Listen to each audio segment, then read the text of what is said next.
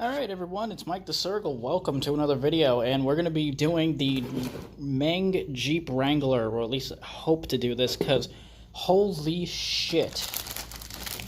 The amount of parts in this thing. Oh, fuck me, okay. I might have bitten off more than I can chew here. You know what? I built a tumbler. Let's be a thug about this. Let's do this. I'm going to be doing a step-by-step thing. I have the body primed sitting over there, and I'm going to be painting it with some Tamiya paint. And when we cut to that, when I do that in a, I don't know, half hour or so, I have it primed sitting with, let me just go grab that real quick. Sorry, I put my hand over the camera lens. We primed it with Tamiya Fine Surface Primer, and it's sitting out there right now in the sunlight for a little bit just to kind of dry a little bit quicker. And when we come back, we're going to have it first coat of paint. Alright, here we go. It actually came molded in blue, but I actually just painted this. That is done with the French blue color, and I think it looks pretty good. I might do one more coat just in case I missed a spot on something, but it looks pretty close to what's on the cover of this thing, the box. And I didn't know this kit was a curbside. That's pretty interesting, so that'll be next. Alright, second update. We have the second coat of paint on there. It's funny that I'm still going through the effort of painting the doors when I'm probably not putting them on this car whatsoever. I'm probably just going to leave them off. But yeah, we're going to put them on. We're going to paint them anyway. One thing I did want to mention in this update was that hood with the vents. That is, first of all, that's bitchin'. Number two, this would be a great base to build a trail cat. I mean, it's a shorter wheelbase, but still could work for a trail cat custom. That's all I had to say for this update. Okay, so I just shot this with a gloss coat. I did it from pretty far away. I only did one coat because I was pretty nervous. I wasn't sure how the paint was going to react. I was so fucking scared that this was just going to do that thing where it just wrinkles up and just peels away everything. But the Tamiya paint seems to act pretty good towards it. No real complaints. And I think that's it. I think I'm just going to leave it like this. It's nice and glossy. Very, very glossy. Very shiny. Reflects the light pretty well. And I think that's how I'm going to leave it. And I got the backs over here. A little bit on the doors, even though I'm probably not putting the freaking doors on this thing. And another thing is I just matte coated the seats with a matte finish because I want them to look more like a fabric. And I like the color that they come molded in, so I think we're just going to keep it like that. I just hit it with a matte coat, and I think that's how we're going to leave it. So, oh, that's it. I got to talk about something else. One thing I wanted to talk about was this, as well as these. I took these off and cut this off of the spur because this thing in real life looks a lot like this kind of plasticky black, which is perfect. I think I might keep this because I think you can keep it removable, and I might do that. I might actually put the glass in it and have it where these still like go in and everything, because that's really, really cool. I might actually do that. I want to see how the doors and everything go on and everything. Maybe I could display it like this and have the doors put on when I want to and take them off when I want to, so that might be pretty cool. So that's possibly my idea. I might actually do the doors if that's possible. If you have to glue them on, then that's a bit of a bummer, but I'll find out. So that's why I'm keeping this unpainted, because it actually looks very freaking close to the real one. Jesus Christ. This, oh my god. You know, I'm intimidated. You know what? I'm actually kind of excited at the same time, because think about it. We're taking these parts. These are just sitting in here, just kind of gassing out or whatever. We're taking all these parts, and from all these little parts, we're going to build a full Jeep. I'm down for this. This is going to be really cool. I'm actually pretty excited. There's a little fly. Get the fuck out of the way, you little bastard. There we go. Fly away, bitch. And yeah, look at the tires. Now, they do make an upgrade kit for this model, but we are doing her stock. She will not focus on the tires for some reason. Come on. Check that out. Yeah, 5 tires because one goes on the back. Pretty cool. So, yep, that's what's going to be next. We're going to be assembling this thing. And there's quite a bit to assemble. All right, everyone, it's day 2, and I'm back, well rested. There's like, I've been sitting here for like, I think an hour and a half now, or something. Not an hour and a half, like a half hour, and I just got the front done. Holy shit, there's so many parts. Look, all of those, everything you had to do, the brakes, the little shits that are supposed to rotate. Those are supposed to be able to move, by the way. Screw that noise. No, I'm gluing everything. I'm just there's no way. But look how much parts we still have to go. Well, we did take a lot out of this, so I think the small stuff is all done. I hope. But holy crap, this thing has been insane. Alright, so another update. Last time I was doing the suspension, I believe, but now we have the wheels and tires on. And the front bumper and everything. My only complaint is that the rear shocks are way too short. The red ones don't even touch where they're supposed to go. So those are just kind of dangle. There's something that I can do.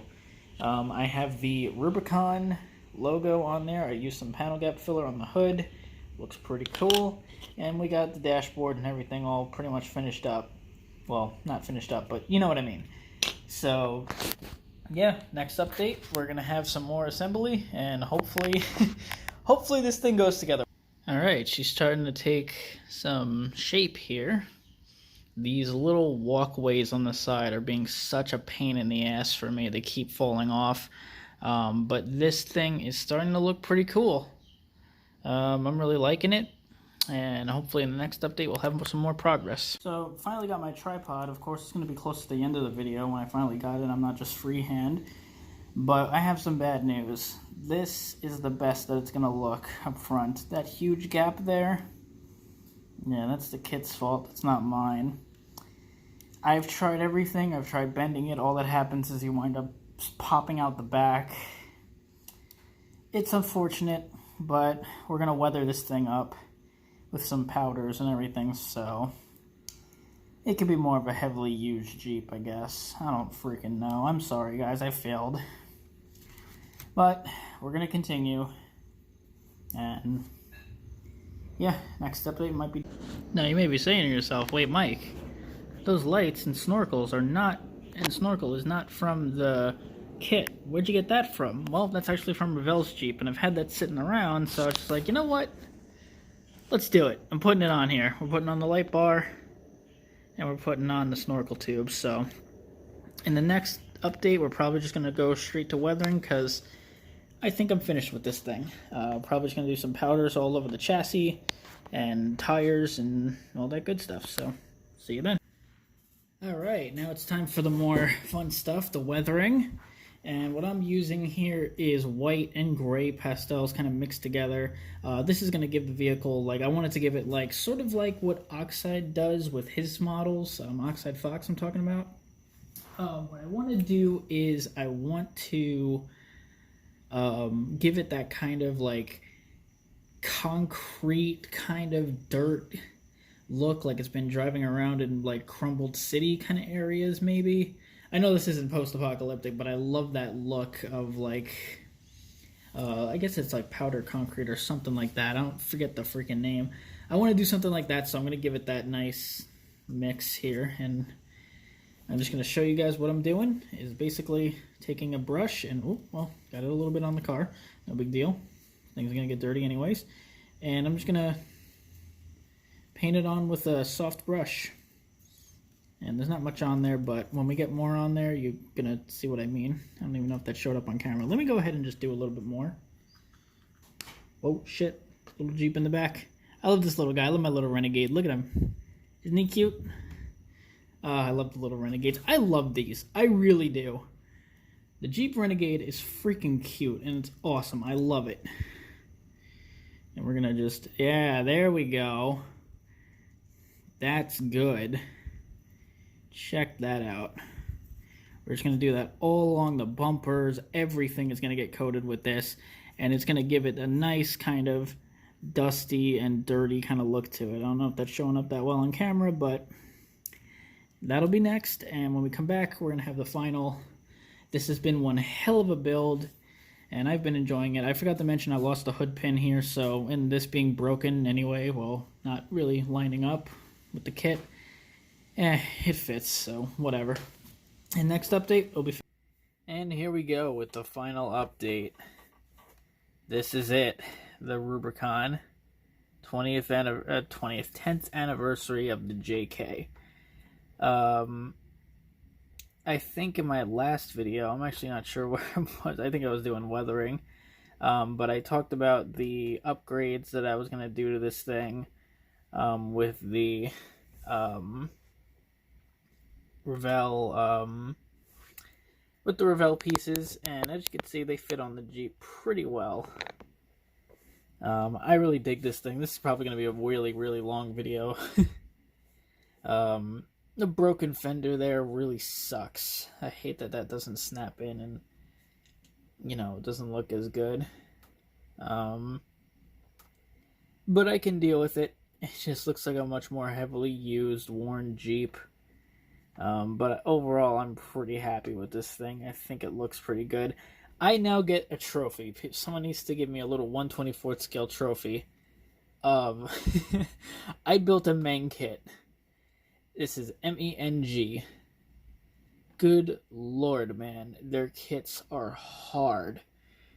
But there's something so satisfying about it. Like, you start with just building the suspension and everything, and I mean, you guys saw it. You start from literal pieces, and then you start building it up, and it's just like, once it starts coming together, you're like, holy shit.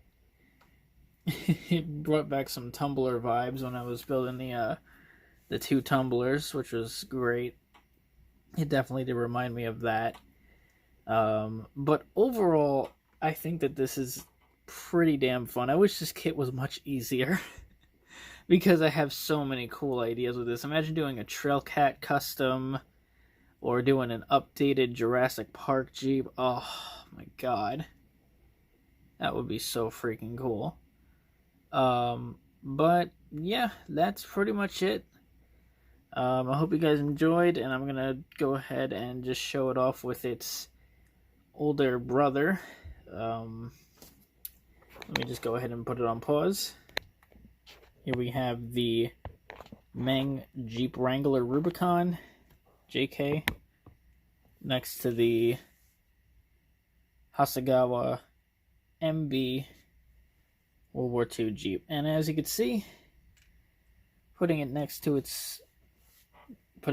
next to its younger sibling, as you can see, the Jeep still does stay true to the original. You got the flat fenders, round headlights.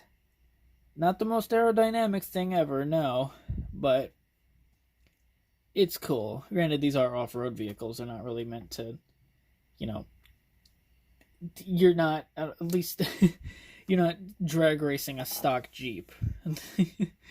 I mean, there are people that drag race Jeeps, but they need to be, like, modified and everything.